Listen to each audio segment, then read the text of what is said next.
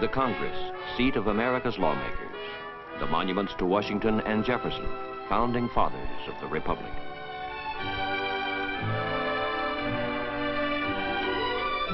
The memorial to Abraham Lincoln. These sites greet an African head of state arriving in the American capital.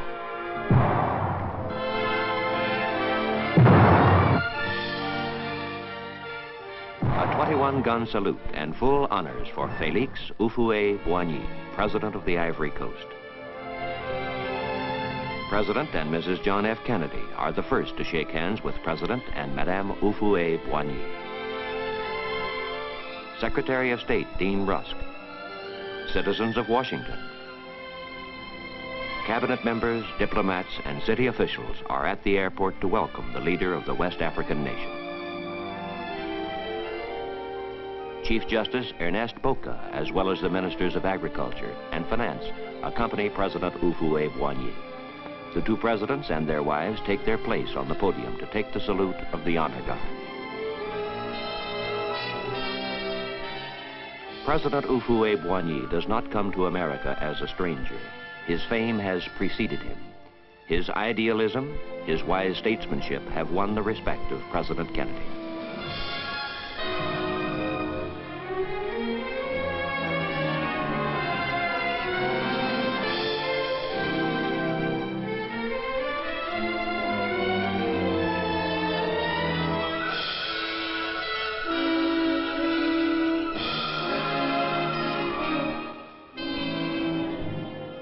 Glad to have you here for many reasons. First, because you have had a most distinguished and extraordinary career as an architect not only of the independence of your own country, but a leader in the efforts of many African countries to gain their independence and at the same time maintain harmonious relations with the great traditions of the free world. Aujourd'hui, au-delà même de la preuve Today, beyond being proof of the excellent relations which exist between the people of the Ivory Coast and the American people, my visit, in answer to the kind invitation you have extended to me, Mr. President, has a deeper significance in that it marks the fact that my country has firmly embarked on a policy of full cooperation with all democratic nations working for the happiness of mankind. Sur la voie de la coopération confiante avec toutes les nations démocratiques qui œuvrent pour le bonheur de l'humanité. The President of the United States escorts his guest. Together they will ride from the airport into the Capitol.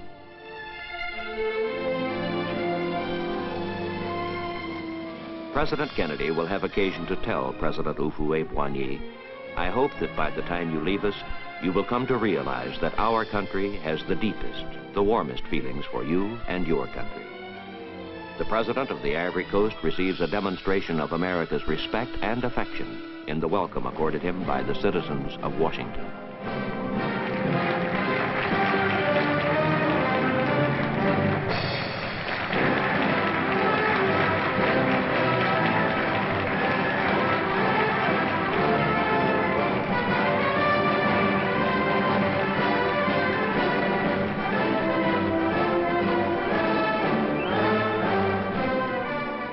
The chief executive of the Ivory Coast will reside at Blair House, across the street from President Kennedy's home.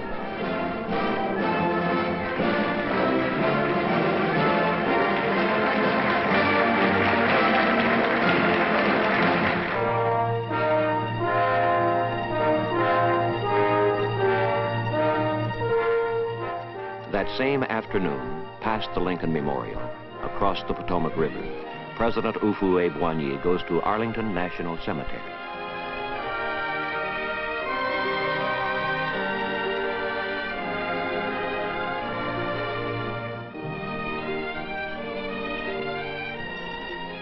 At the Tomb of the Unknowns, honoring Americans who died in the wars of freedom, the leader of the Ivory Coast comes to pay a tribute, made all the more significant by his reminder that soldiers of his country fought side by side with Americans for the sacred cause of liberty.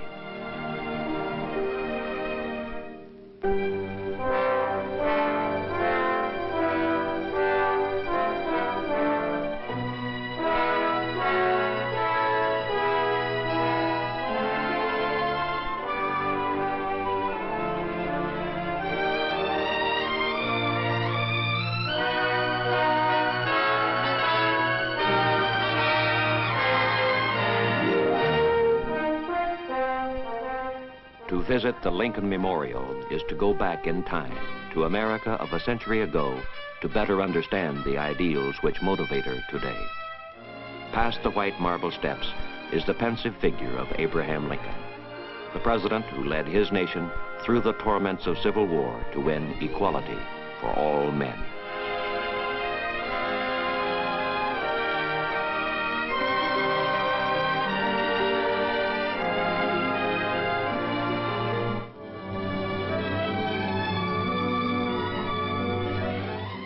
President Houphouet-Boigny, his wife, and the members of his party arrive at the White House for a state dinner given in their honor by President and Mrs. Kennedy.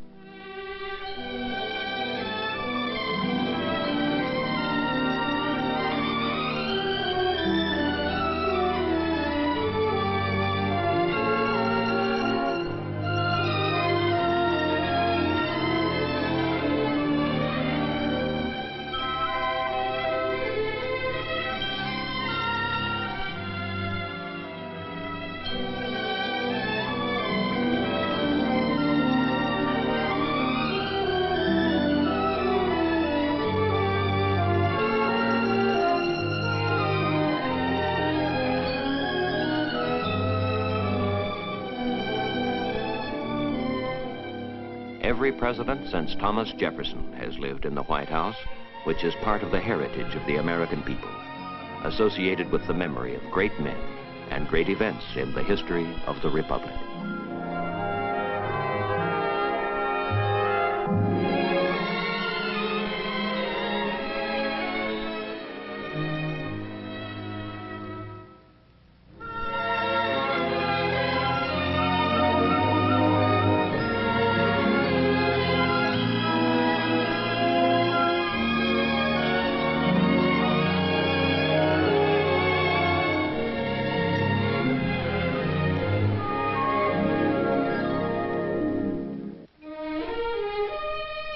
The statue of Andrew Jackson, popular hero and president of 135 years ago, faces the front of the White House where President Houphouet-Boigny spends many hours in private conversation with President Kennedy.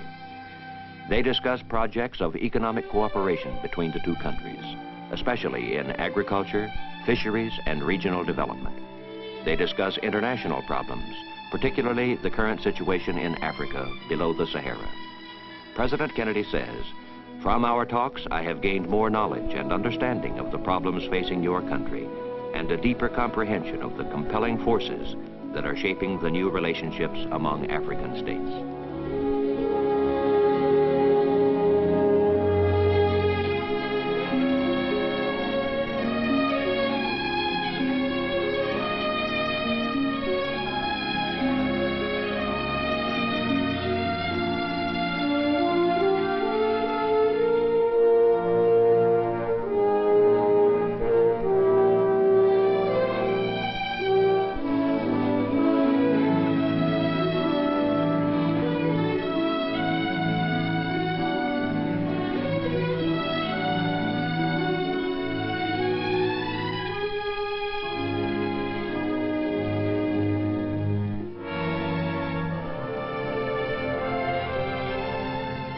The patients at a children's hospital are delighted by the visit of Madame Houphouet-Boigny.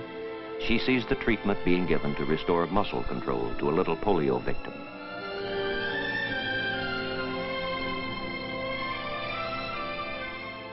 The gracious First Lady of the Ivory Coast knows the way to a child's heart.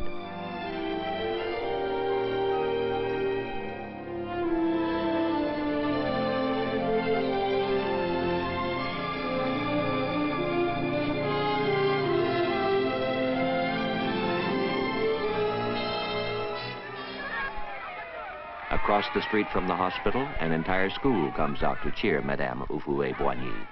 The next day, she sends each child a flower.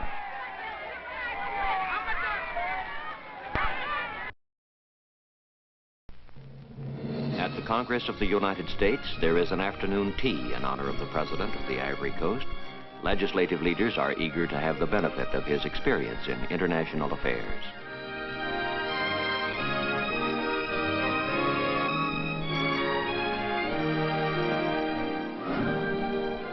A reception at the Ivory Coast Embassy for the chiefs of diplomatic missions at Washington is attended by many distinguished guests.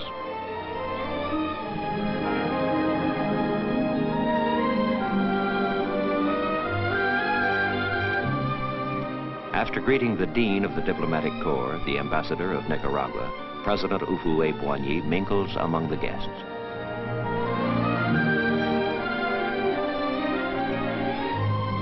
The President and Mrs. Houphouët-Boigny meet the Ambassador of Guinea, Seydou Kanté, and his wife. Frédéric Guerme, Ambassador of Upper Volta, and Madame Guerme.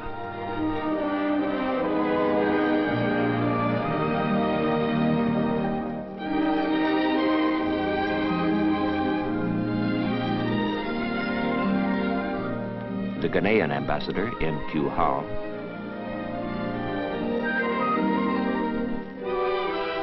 Madame Houphouët-Boigny impresses everyone with her beauty and elegance.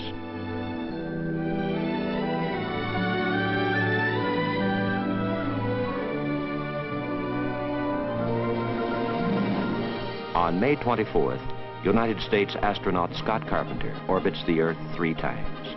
On that day, President Houphouët-Boigny comes to address a luncheon of the National Press Club.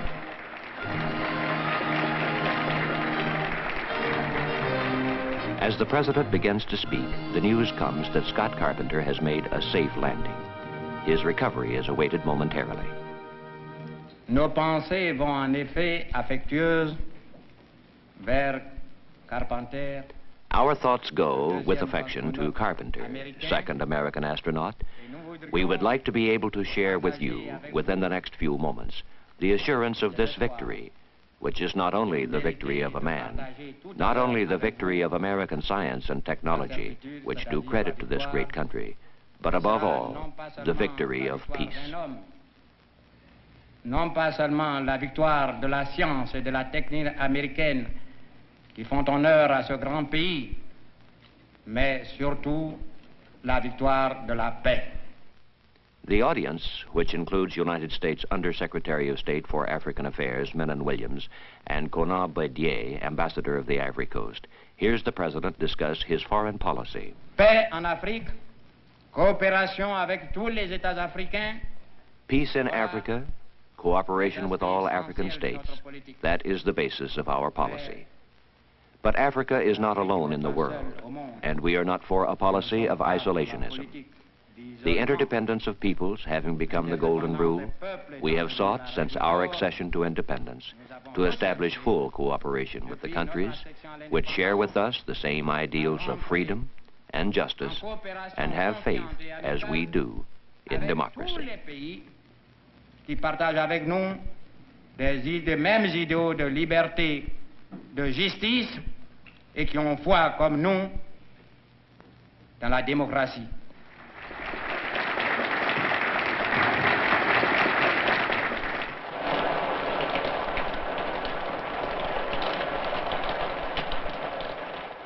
A summer shower hits the city on the evening that President and Madame Houphouët-Boigny give a state dinner at the Mayflower Hotel.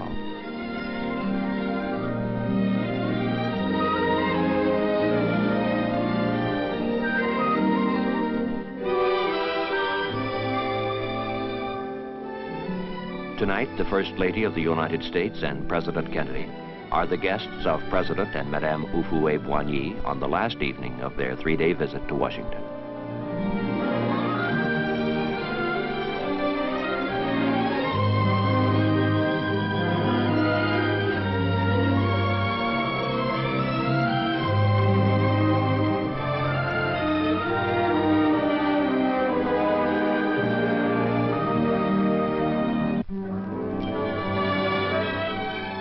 There is still a moon in the early morning sky when, at Washington's railroad station, the visitors from the Ivory Coast board a special train.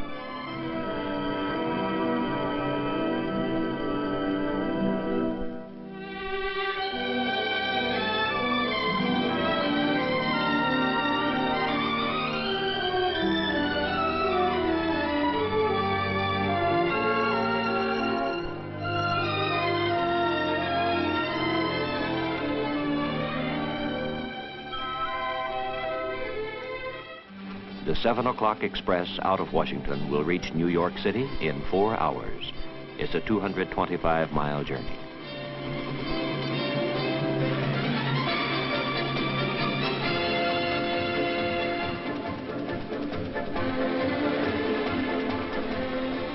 In the President's official party are his special assistant, Guy Neret, and the ambassador to the United Nations, Arsène Assouan-Oucher.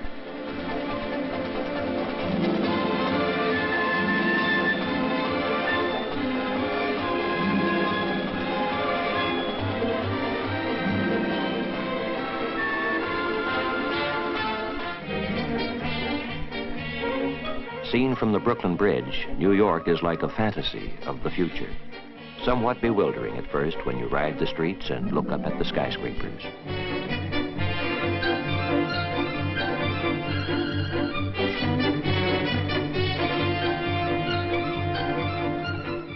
New York in the daytime is a city in perpetual motion. New York is 8 million people.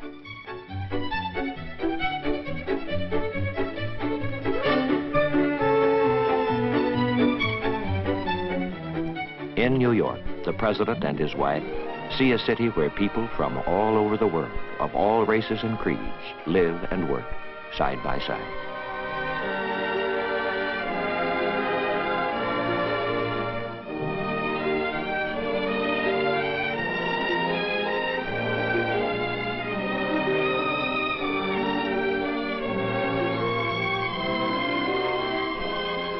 A city where the United Nations has its home.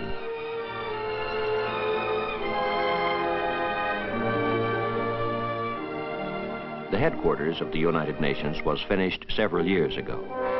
But what the United Nations stands for, lasting peace among nations, is still the unfinished business of our world community. President Houphouet-Boigny pays a formal call at the United Nations. His host is Acting Secretary General U Thant of Burma. The President of the Ivory Coast declares that his country will always be a vigorous and diligent supporter of the United Nations.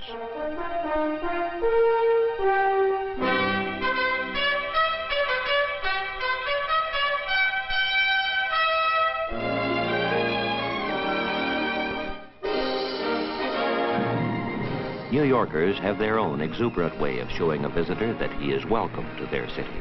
A ticker-tape parade along Broadway.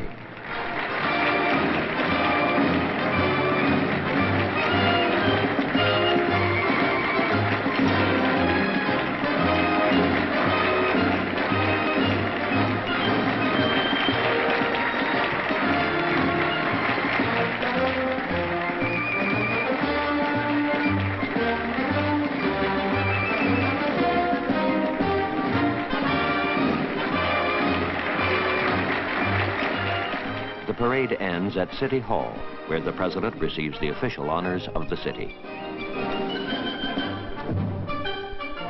But if New York is an American landmark, so is Philadelphia, birthplace of American independence.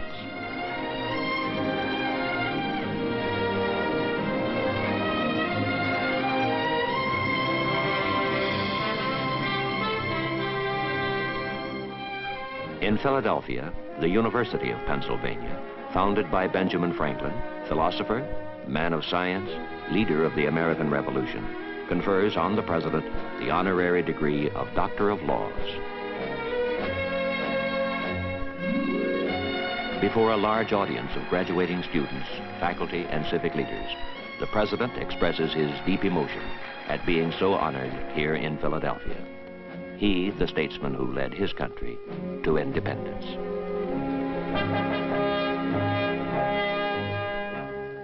Independence Hall in Philadelphia is the shrine of American liberty, where the Declaration of Independence was issued on July 4th, 1776. The news was greeted with the pealing of this bell, now known as the Liberty Bell. As the President of the Ivory Coast pauses here on his American journey, we recall what Abraham Lincoln said, that there was something in that Declaration of Independence giving liberty not alone to the people of this country, but hope for the world for all future time.